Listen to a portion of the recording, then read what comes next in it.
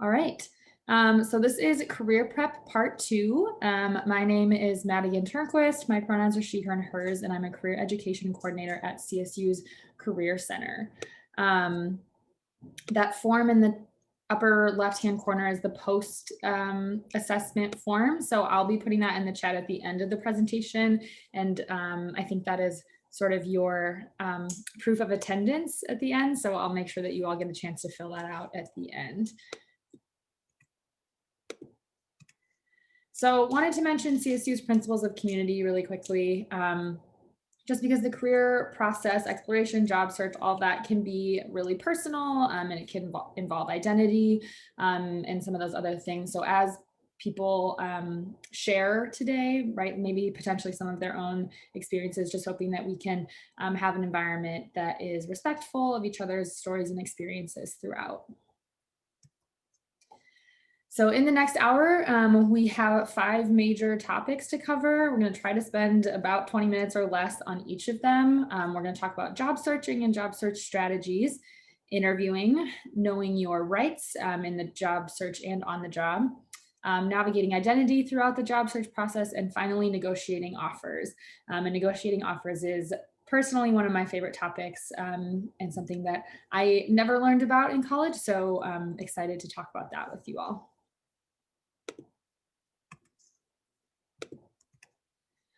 All right, so let's start out with job searching.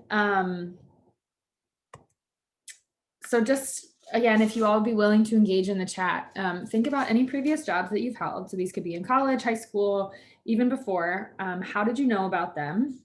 How did you get them, and how did you find them?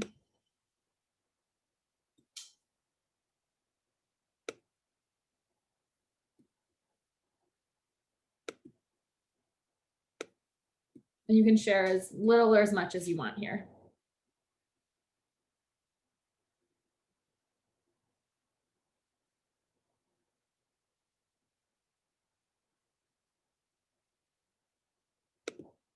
Okay, so Alex says job X and networking. Usually found out about them through other people. Okay, so both of you mentioned networking, right? Or having a connection to someone. Yeah. Alex, can you say a little bit more about networking? Was it like intentional networking? Was it accidental networking? Was it just like through people that you already knew, or did you intentionally network to find those jobs?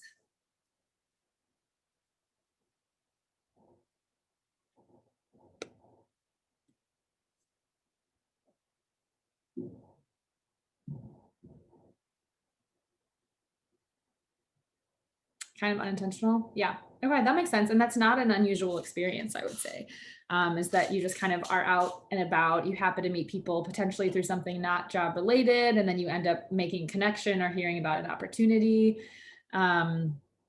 Also, just because it is just the 3 of us right now, would you both be willing to share with me one, when you're graduating? So if that's December, May, or otherwise, and what field you're thinking about? And it's okay if you're still undecided, but maybe what types of careers or job positions you might be looking for after graduation. That can just be helpful throughout the presentation to know where you all are at. So both of you mentioned networking, right? Alex, you mentioned job X. So point I want to make here is that there are multiple different ways that you can approach your job search, right? Most jobs are actually not found through doing an online job search and only doing an online job search, but that's often the first thing that we think of. So I'm seeing your answers come in, epidemiology and psychology, but not sure exactly what jobs. Okay, and both in May 2021, awesome. So, right, we often think of, okay, we gotta go look on Handshake for job postings or go to Indeed or something like that. But there are multiple different ways that you can approach your job search. So one of them certainly is online job listings, Handshake, Google, LinkedIn, sites like that. And I can show you all how to use those. Networking and informational interviews. So both of you have mentioned networking already as ways that have a job search strategy, whether intentional or not, right, that has worked for you in the past. Networking is actually about how around 70 to 85% of jobs are found. So it can make a significant difference in your job search process. And I want to note that there are some really inequitable outcomes of networking in terms of who has access to what networks and that sort of thing, but definitely a strategy that can be used. Career fairs and employer events. So I'm not sure if any of you came to the career fair this fall. It was a few weeks ago, or in September at this point. But there are folks who are intentionally recruiting on CSU's campus. And so they are looking for students to hire and wanting to connect with students. And all of that is happening sort of virtually right now. So career fairs and employer events are another strategy. Professional associations and conferences. So if you know kind of your niche area or where you want to be looking for jobs, you can consider joining a professional association or going to a conference that's in that field, right? It's a great way to meet people, to learn about opportunities, that kind of thing. And then the last thing would be connecting with companies directly in your field that you want to work for. So this is, instead of just kind of broadly searching jobs by title, you might be really interested in a specific company or a specific organization. And so identifying those, and then directly seeking out, trying to connect with someone in that company or looking on that website for job opportunities as opposed to one of those more general job search sites. So really quickly, just gonna go through a couple things just by like a reaction, like maybe give me a thumbs up. How familiar are you all with Handshake? Like, have you looked for jobs on Handshake? Have you looked up employers on Handshake? Maybe I'm trying to think of which reactions would make sense. So give me a thumbs up if you feel like super awesome about Handshake. I totally understand it. And then maybe a clapping hands if you're like, I don't really know that much about Handshake. Okay, thank you. Thank you for the actual thumbs up. Okay, clapping hands. So let's just go through Handshake really quickly, just because I think it's important for you all to know that it is a resource for you. So I'm gonna stop share and then reshare really quickly.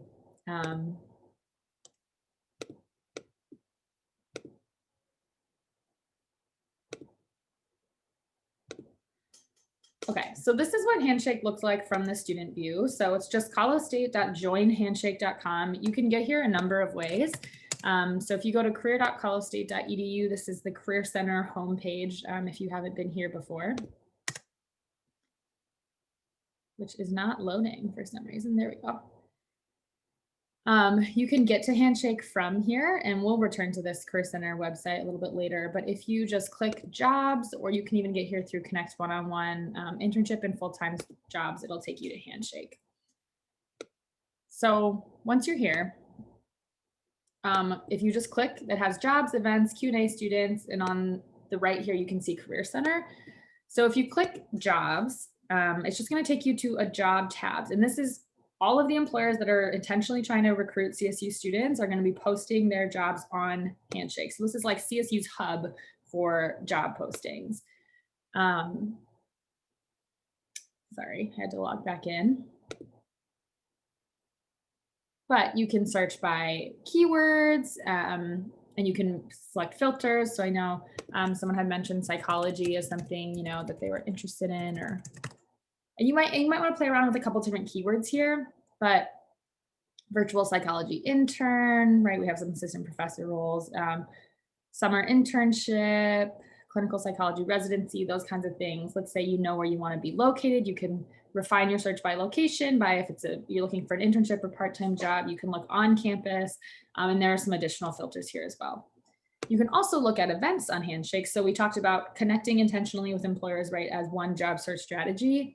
And so there are a bunch of events that employers are hosting on Handshake that are actually really accessible right now because everything is happening virtually. So if you're like, I actually want to work in Seattle, but I would, how am I going to connect with people in Seattle? There might be companies in Seattle that are just hosting virtual fairs or other opportunities right now. So they're really accessible. So you can kind of, you can either search events or just kind of scroll through events and see what companies are hosting events.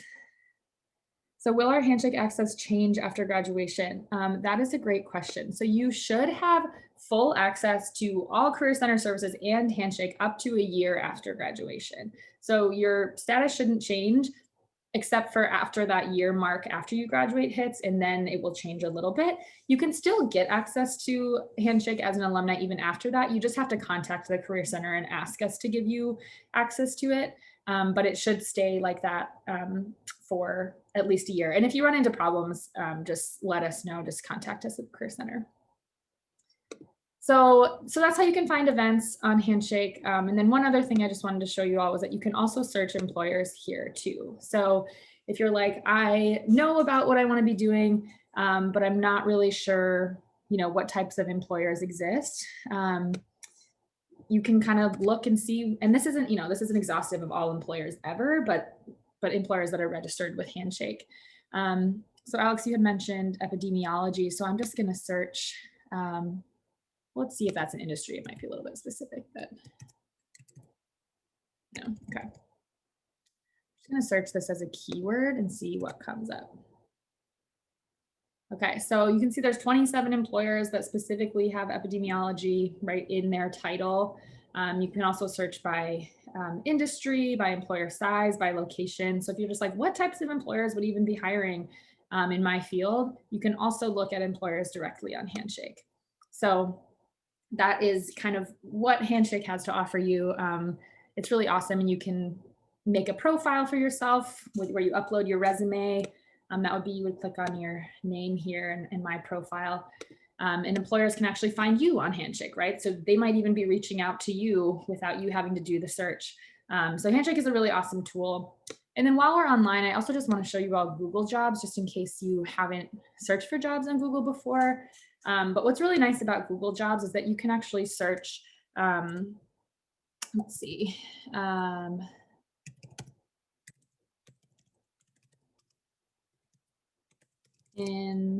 Let's see, it's giving me Texas. So let's do Texas.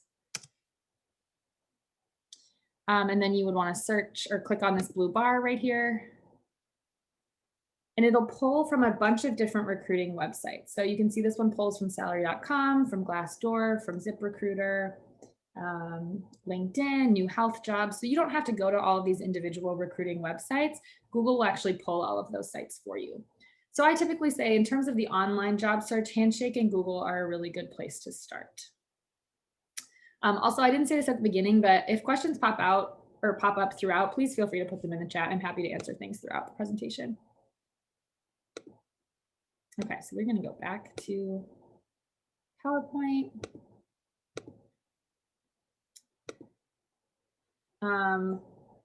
If anyone's interested in, and I can dive into any of these that you all are more interested in, but in terms of professional associations and conferences, I'll show you how to find professional associations a little bit later. And then we've covered, I think most of the other stuff on here. So if you haven't heard of an informational interview before, also just knowing that might not be a term everyone's familiar with. Essentially, an informational interview is interviewing someone for information. So it's a good way to make a connection that you haven't made before. So if you want to reach out to somebody, in maybe the field that you're interested in, a really good way to connect with them is just asking them if they have 15 or 20 minutes just to answer some questions about their day-to-day life on the job and how they got their position, and maybe some advice that they have for you. So it's really just asking for information and advice from someone. And it's a really good way to get connected with somebody that you might not already be connected with. Okay. So one of the most important things I think in the job search, I recently went through a job search. It can be exhausting, and it can also be really discouraging if you're not hearing back from places, right? Especially if you're leaning heavily on that online search instead of on the getting connected with people, connecting with companies, going to events. If you're mainly doing submitting your resume and cover letter to places and you're not hearing back, it can be really discouraging and really disheartening. So it's important to kind of keep up stamina throughout the job search process. Time is a great asset. So the average job search takes somewhere from 4 to 6 months. So plan ahead. If you are wanting or needing to start a job right after graduation, you want to be thinking about starting your job search about 4 to 6 months before that graduation day. If you're like, I want to take time off after graduation, that's fine. You can start a little bit later, but just estimate that it'll take a little bit of time and certainly a few months at least, and then use time as an asset. It's a lot more frustrating to be job searching in a rushed way versus just kind of routinely checking up to see what opportunities are available, sending in resumes here and there, and then kind of just going on with schoolwork and other things. It's a lot less stressful that way. So I would say make a job search plan. Think about, when do you want to start? Use a calendar if you have one. How frequently do you want to dedicate time to job searching? So this might be once a week. It might be once every 2 or 3 weeks. Maybe it's for an hour, maybe it's for 2 hours, but actually put this in your calendar so that you have it, you have yourself like reminded to return to this kind of on a routine basis. Otherwise, it can feel so overwhelming that you're like, that's not the thing I need to worry about right now. And you can keep pushing it back for a long time. And like I said, time is a really huge asset when job searching. So just put it in your calendar, almost like it's a class, and then return to it on a routine basis. And it's up to you how often makes sense for you to return to this. And then think about what strategies are going to be most useful for you. And we mentioned a few of those earlier. So how do companies hire? Right, folks said at the beginning that often they had found previous jobs through networking or knowing people. I think how most job seekers wish that companies hired, where we could just send out our resume and people would, see it and respond. Then maybe we'll do some online postings and look around online. Then maybe we'll consider working with recruiters. Then maybe networking, and finally inside the company. But how employers actually prefer to hire is first inside the company, then through networking, then through recruiters, then through online postings, and finally on resumes. So what do you notice about these two things, the job seeker's ideal and the employer's ideal?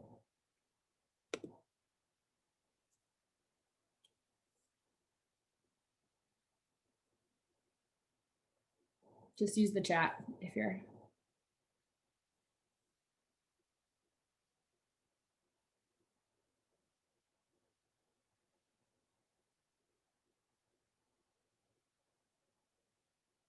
Come on, y'all, this is an easy question.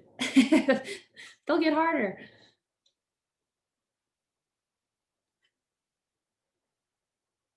Yeah, I was just asking, what do you notice about the job seeker's ideal of how companies hire, and then the employer's ideal of how they want to hire?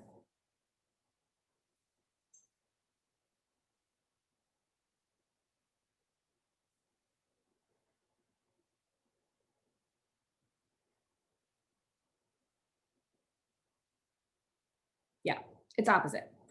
Um, so how we wish that people hired and how they want to hire is actually opposite. And you'll notice on the employer's ideal that it rests heavily on networking, right? Of knowing people, of getting to meet them, of working through recruiters who will meet them. And so those like events, professional associations, reaching out, using people can be really impactful in the job search process. And I can't really emphasize that enough.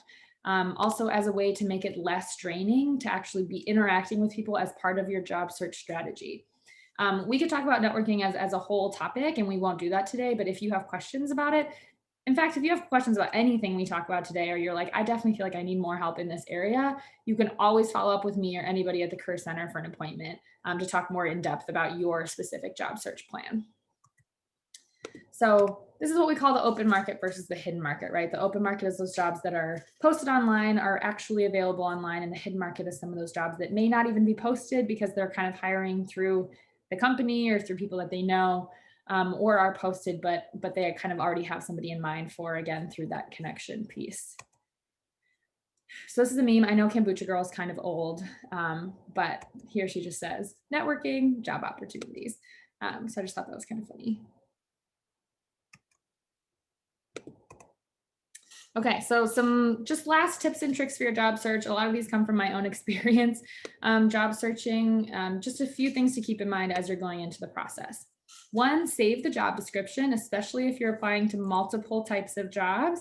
I can tell you from personal experience that I have been to an interview for a job that I lost the job description for, and it was a very difficult and uncomfortable situation to be in. So if you're right, a job description might be posted online, but then after the applications are in, they might actually take that post down. So keep that job description saved in a Word file so that you can reference it later on. Tailor your resume to every single job you apply to. Doesn't have to be that you start it over again from scratch, but make sure that you are using keywords that they're using in the job description in your resume, especially as more and more companies are starting to use scanning software on resumes. So they're actually looking for specific words and phrases. So I will like take a job description, go through it and highlight what are the keywords, what are the things that they are emphasizing, and then make sure that my resume is tailored to that specific job description. Google yourself because 80% of employers will. It is totally up to you what you want to have up on the internet. It could be your social media is public or whatever, and that's fine. Just make sure that you are comfortable with whatever is easily findable about you sort of on the web. Conserve your energy and pace yourself. So like I said before, job searching can be discouraging. It can feel long and frustrating. So that's why I kind of emphasize the return to it on a regular basis, and then respect boundaries around it too. If you say you're going to work on it for 3 hours, leave after 3 hours and do something else. But just make sure that you're returning to it consistently. And then never undersell or undervalue your skill set. I work with students all the time who will say things like, oh, well, I just, was this, or I have this skill, but I think everybody kind of has that. If you don't believe in the value and power of your own skill set, it's going to be difficult to convince an employer of that. So believe in the skills that you have and in the things that you can bring to an organization, because they really will value or benefit employers. And it's important for you to know just how valuable that is. Okay, we're gonna move on to interviewing. Does anyone have any questions about job search stuff before we kind of transition to interviewing?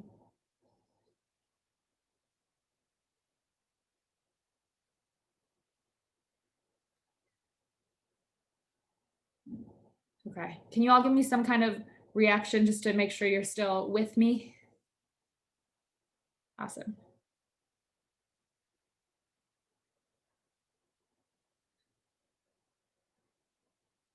All right, 2 out of 3, I'll take it. So we're going to go into interviewing now. So this is right. Once you have applied for a job, they've called you back. They said, we want you to come in and interview. It could be a phone interview, it could be video, something, but you're in the interview process. This is a meme of a young girl. It says, when you're on an interview for a job you really want, and you just start lying. And she says at the bottom, I've been doing pageants for 16 years, I think. And she looks like she's about 4 or 5. So don't lie in interviews. That's the, the takeaway from this meme. But sometimes there's high pressure, right? At an interview to feel like you have to say everything that the employer wants you to say. So for folks who have previously interviewed, right, maybe for part-time jobs or other jobs that you've had throughout, what did you learn from the experience, and what was important in interviewing? Like, did you have any sort of interview takeaways that you want to share? Because I know you all have valuable experience interviewing as well. Always ask questions. Yeah. So typically the last question of most interviews will be, what questions do you have for us? And I always say the only wrong answer to that question is, I don't have any or none, right? So always come prepared with questions to ask them. It shows that you're really invested in it, that you've maybe done a little bit of research about it, and that you really care about the position. You want to know more about it. And then it wasn't as bad as I anticipated. Yeah. So sometimes we can get really anxious about interviewing and kind of, make ourselves think that it's going to be horrible. And oftentimes it's not so bad. I mean, it certainly depends on the interview and the person, but I've had some interviews that were pretty, I felt pretty comfortable, and the people made me feel really comfortable, right? And I consistently remind myself that interviewers want you to be successful. And some interviews that maybe I didn't prepare as well for, or started to go a little bit south. So I've been on both ends of that. But it is important to go in feeling confident, because confidence can carry you a long way in an interview. What is the purpose of interviewing? So again, I'll ask in the chat, what do you all think is the purpose of interviewing? Why do we interview?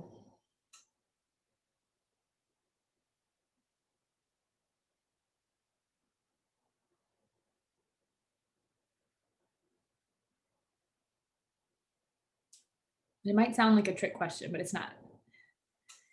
To know if we're a good fit and to get to know someone better. Yeah. Yeah. So I would say to know if we're a good fit for the position and also to know if the position is a good fit for us, right? And to get to know someone better. So the point I want to make here is that it's twofold. It's for the interviewer to get to know you and to figure out, if the position makes sense with you, and also for you to get to find out if the position makes sense and for you to get to know the interviewer, right? So it's for them and it's for you. It's not just for them, which I think we often convince ourselves that it's just for the interviewer to get to know more about us, but we also get a chance to learn a lot about them. So in preparing for an interview, let's say you have an interview coming up. I always think of preparing for an interview like preparing for a test. So you want to anticipate the questions, what's going to be on the test, how can I think about what they might ask me. Do some practice tests. So actually practice with somebody that you trust. We can do mock interviews at the Career Center. You can do them with your friends or family. You can even videotape yourself, or just look in the mirror and practice interview questions. And then, do your research, do your homework, know the material, right? And the material in this case is you and your experience and your strengths. So know that really well. So here I have anticipate questions. You can do this using the job description or Handshake and Glassdoor, which I'll show you in a minute. Reflect on your experiences, right? So when I say know the material, I mean, what are the examples of times you've been successful? What have your past experiences? How have they kind of added to your skill set? Be confident in the unique skills that you bring. And then do your research on the company as well. Know their values, their mission, their vision. And I think I think it might have been Leah, you said earlier, think of questions to ask the interviewer, right? So they'll often ask, what questions do you have for me? So think of questions ahead of time and then practice by doing a mock interview. Here's Glassdoor. You can see, which is glassdoor.com. You can search companies and then click on interviews, and people will actually tell you what their interview experience there was like and maybe what questions they got asked, that sort of thing. There are some limitations with Glassdoor. Sometimes they want you to contribute before you can see fully what people say. But know that that's one way of researching questions. And then Handshake has a similar feature where if you were to search the employers like we looked at before, and click on the interviews, you can see what people's interviewing experiences were like at specific companies. So interviewing best practices, this is like when you are actually in the interview, what are some things to make you really stand out and do a great job at the interview. So the first one is to be specific in your answers. I think this is probably the biggest mistake that people make in interviewing. The one that I see the most common is just providing really, really vague answers. So for example, if they ask, can you tell me about a time that you were part of a group working to achieve a goal together? And people will say something like, well, there was a group of us for class and we were working on a project, and there were some things that kind of came up as barriers throughout the project. And so we had to sort of navigate those and come together. And in the end, we just, we figured it out and we got it done. Like, can you feel how vague that answer is? It's like, what was the project? What were the barriers? What role did you play? So be specific, right? Tell a story. When you're interviewing is about storytelling. So give the context, give the specific barriers. And then what role did you play in the situation? So just be specific, tell a story. Provide examples even when not prompted. This is similar to being specific. It's just that a lot of people tend to be pretty vague. And so you will stand out if you're able to provide specific examples. I also think of this as showing instead of telling. So anyone can say that they have a skill, right? I am a good communicator. Anybody can say that, but if you can provide an example of a time that you communicated really effectively, that shows that you're a good communicator, right? So I'm a really strong communicator. For example, last week at my job, this happened. Here's how I communicated. That's much more compelling and believable and actually shows that you have that skill. Be confident in your skills and abilities. I said this previously, but I think it can't be emphasized enough. How you feel about your skills and abilities will matter a lot in how you're able to portray them to others. Spend about 1 to 2 minutes on each question. This just means like kind of keep track of your own time in an interview. So if you know that you have a half hour and 8 questions, don't spend 10 minutes on the first question. So just kind of pace yourself throughout the interview. Answer what they're really asking. So another way of saying this is kind of don't give up on a question. I'm trying to think of an example. So if an employer asks you a question, um, can you provide an example of a time that you were in conflict with a coworker? What is that question really asking? And you all can answer in the chat here because I'm curious what you think. But tell me about a time you were in conflict with a coworker. What do you think that question is really asking?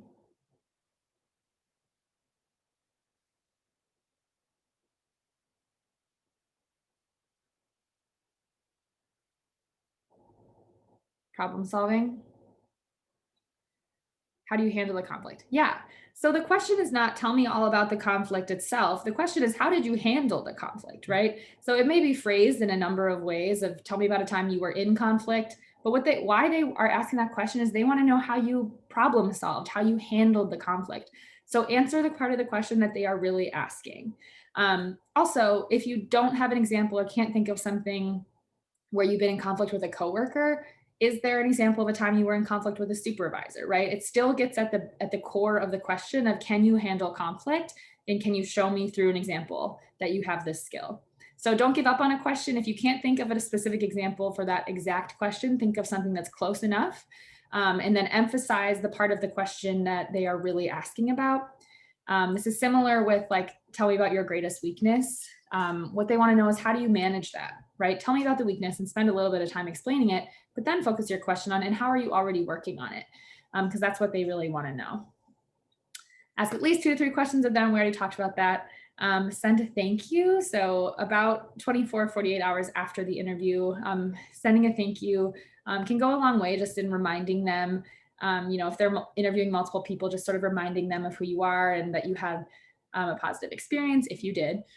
And just kind of, reiterating maybe some things that you either forgot to say in the interview or want to emphasize again. So it's another opportunity for you to emphasize your interest and excitement about the position and will just help you stand out.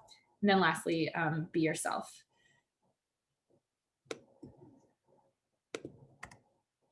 Okay, so this just says, tell me about yourself.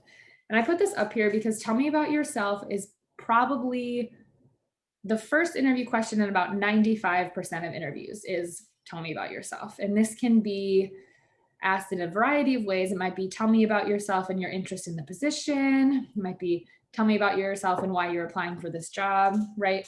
So you might hear a couple iterations of this, but this is often the first question that is asked in interviews. So it's definitely one that we should be prepared for. So I'm going to challenge you all just to type in the chat and then do the best that you can. Doesn't have to be perfect.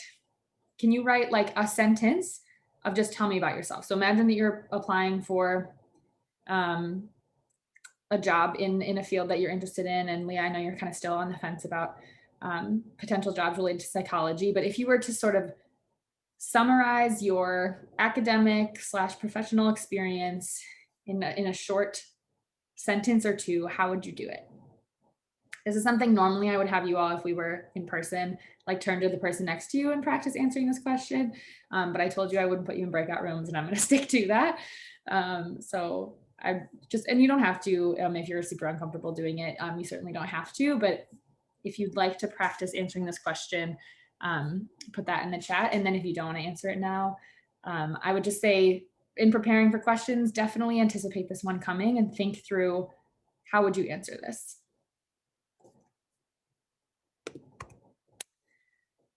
Some other common questions that you'll see interviewing: what is your biggest strength? What is your biggest weakness? What are some of your future career goals?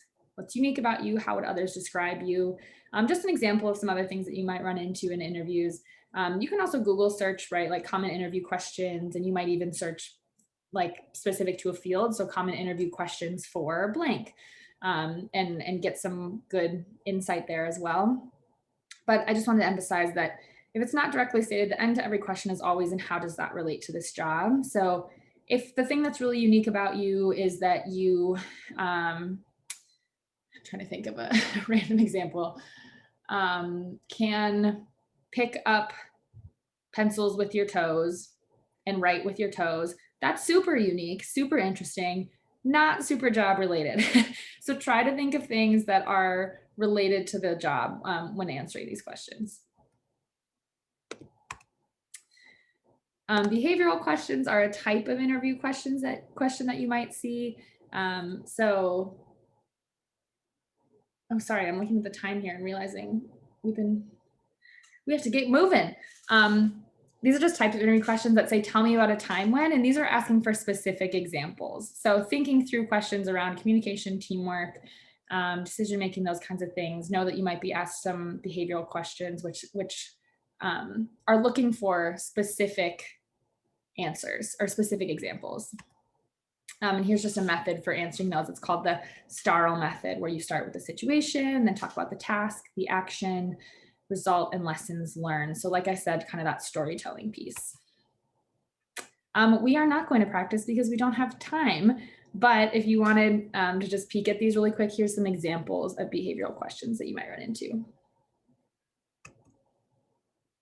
Remember that interviewers are people and interviews are conversations. So like I said, like we can sometimes kind of psych ourselves out in thinking that the interviewers are really scary or that kind of thing. And so just reminding yourself that interviewers are people and interviews are conversations for them and for us, right?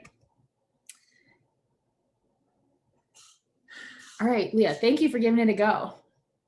I am currently a fourth year at Colorado State University studying human development and family studies, and I am extremely passionate about helping youth in marginalized areas understand mental health and how to be confident and in control when understanding aspects of their own mental health.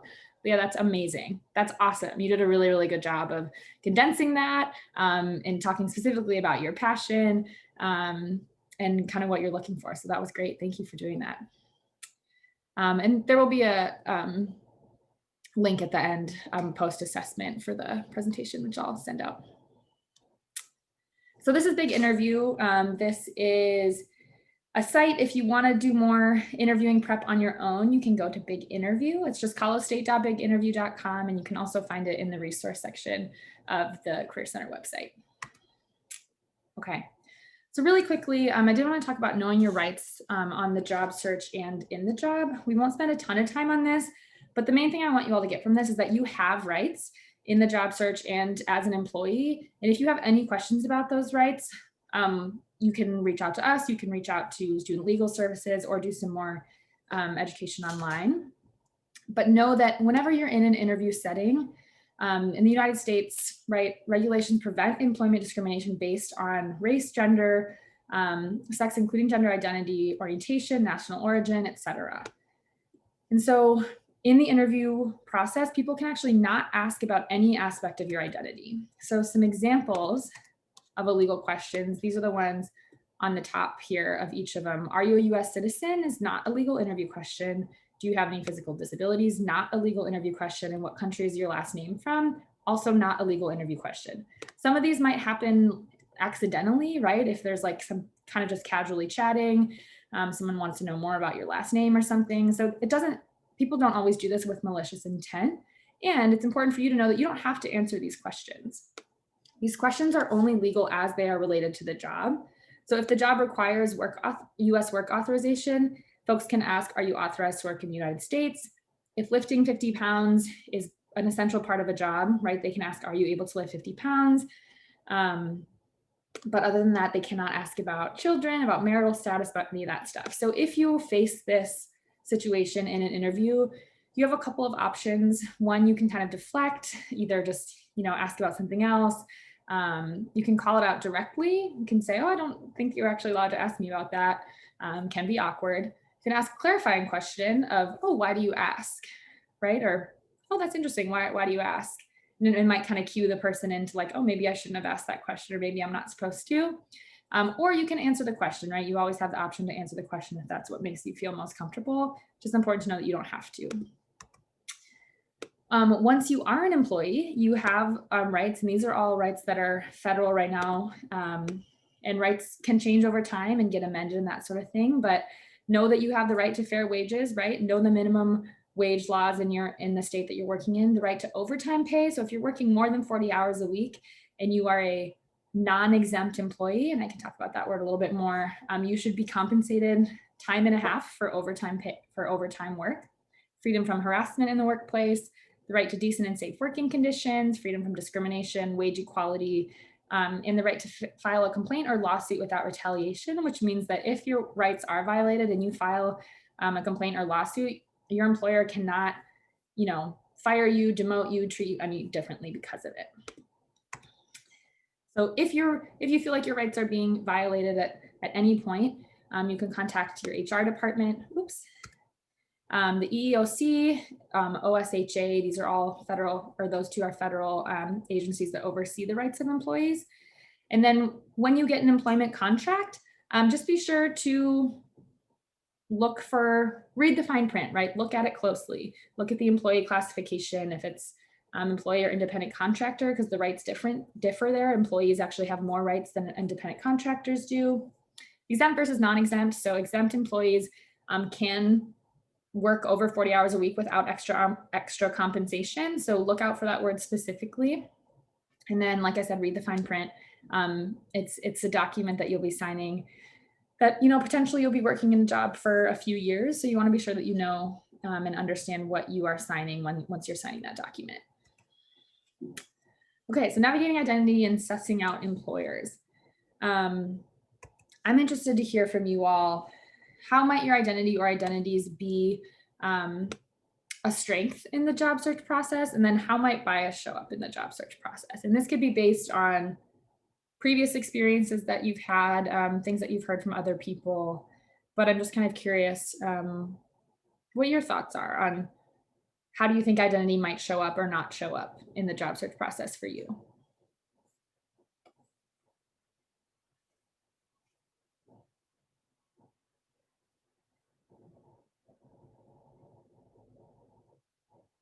And I'll kind of go on, but if you have thoughts, I'll read them back. And again, a takeaway that I want you all to know about this is that it's up to you what you want to share with an employer and when. So on the initial application, if there's something that, kind of alludes to part of your identity, that could be a huge strength, right? I always emphasize like bilingual. If you speak multiple languages, that can be a huge strength and something you want employers to know. And you might be a little bit nervous about bias throughout the hiring process. So there might be things you don't want to share on your resume, and you don't have to share those things. If you want to figure out how to talk about an experience without sort of disclosing part of your identity, that's also something that the Career Center can help you figure out, and how to word things on your resume so that it's not giving up more than you want to share with an employer. But like we talked about in those illegal interview questions, the pieces of your identity it's up to you when you want to share those with an employer and how, and you have no obligation to share those things right away.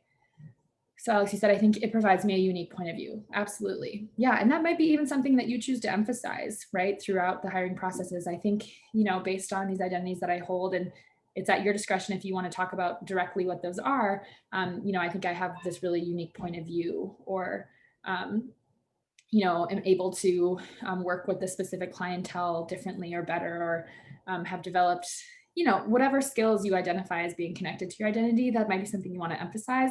And it certainly is something you don't have to.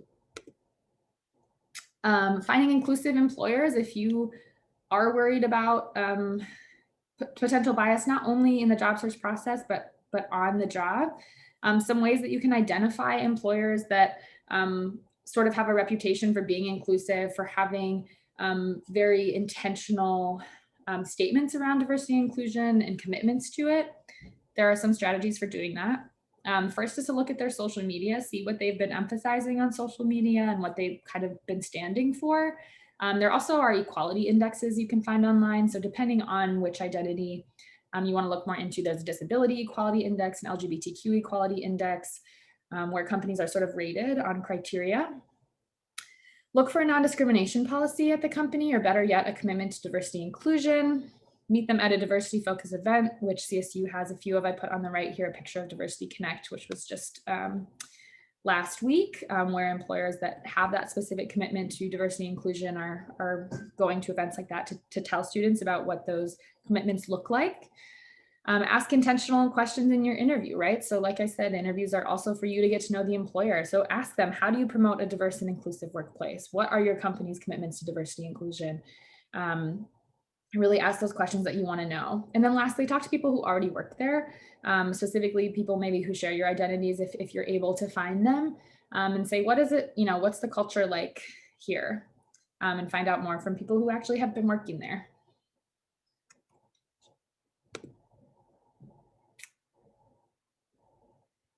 Okay. Yeah. So race and gender could result in bias. Yeah, definitely. And I think one thing to note is, sometimes our level of need for a job. So if you're like, I need a job right away, maybe you choose not to share those things because of not wanting bias to be able to show up. And if you're looking for an employer that if you're like, I really want an employer who's going to fully support me as a Black woman, maybe that's something that you intentionally want to share upfront to see how an employer responds to that. And then if an employer is going to have bias about it, maybe that's not a company that you want to work for, but that's a choice that you get to make, right? So yeah, thanks for sharing that. And I can just add a few other just strengths that I've heard from folks about how their identities are strengths. I've heard increased empathy, right? An increased ability to work with diverse clientele. A lot of companies are being held accountable, rightly so right now, for their lack of diversity and inclusion efforts. And so they are looking for people who have either personal experience or some knowledge in that area specifically. And so that's definitely something that you can emphasize as a skill. Here's a resource center. So I talked about professional associations. I think mentorship in the career process is so important. And maybe having a mentor that shares identities is important to you. Maybe it's not. But know that on the Career Center website in the resource center, under topics, you can select professional associations, and you might select those by industry. You can also select those by identity. So we have these identity tabs here on the left as well. So there are some professional, so I just have the one pulled up, professional associations for students of color. And so it's worth perusing through there if that's interesting to you. Okay, I'm going to skip this one because we're running low on time, and I want to talk about negotiating offers. So here's a little meme. Again, just thought it was funny. Is why are you asking for such a high salary when you have no experience in the field? And this guy says, well, the job is so much harder when you don't know what you're doing. So this is an example of how not to negotiate a strategy, or how a bad strategy when negotiating. But we're going to talk about how to negotiate. So first, why is negotiating important? You deserve to be compensated fairly, first and foremost. Every time you negotiate, you get more comfortable doing it. Your current salary can affect your next salary, and many raises are calculated by percentage. So if that first salary is higher, you'll get a higher percentage raise every time you do. It shows your employer confidence, a skill set, and that you understand your value as an employee. Okay, question here. Is there a way we can find out if we're being hired as part of affirmative action? So I would say yes, and that might be another, are you asking like, you want to specifically look for employers that have affirmative action policies and that you might want to emphasize your identities because of it? Or that it's going to be like a tokenizing thing? Sorry, I'm just curious. Can you clarify which way you're asking that question?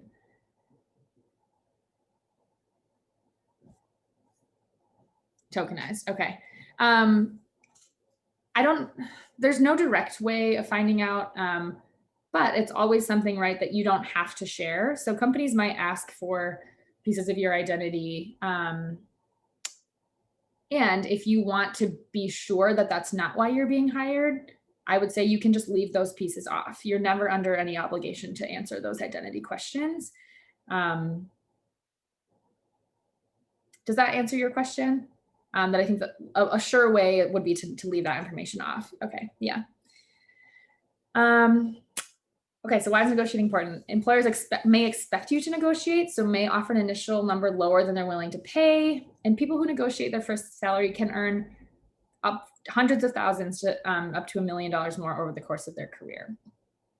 It's a low risk, high reward activity, meaning that most of the time employers will not revoke offers based on you asking if the salary is negotiable.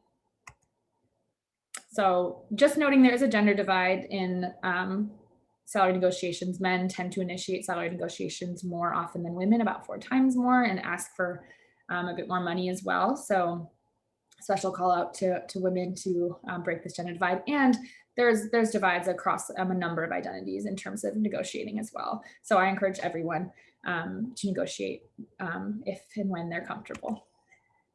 So quick math activity, I would have you all actually log onto this, but I know we don't have time. So I just want you to think through imagining that your first job offer is $50,000. And let's say you stay with the company for 10 years. If you negotiate $3,000 on the original offer, how much more money will you make over the 10-year period? This is a relatively simple math question. You can put your answer in the chat if you want to.